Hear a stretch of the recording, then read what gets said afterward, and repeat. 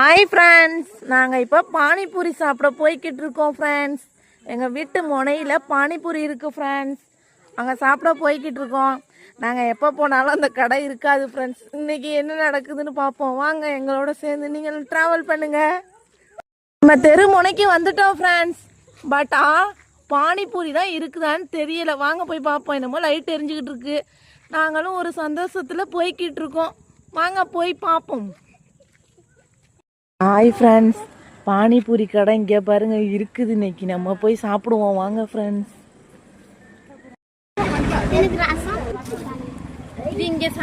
நம்ம இப்போ சாப்பிட்றோம் ஃப்ரெண்ட்ஸ். பானிபூரி கடைக்கு வந்து இப்போ பானிபூரி சாப்பிட்டுக்கிட்டு இருக்கோம் ஃப்ரெண்ட்ஸ்.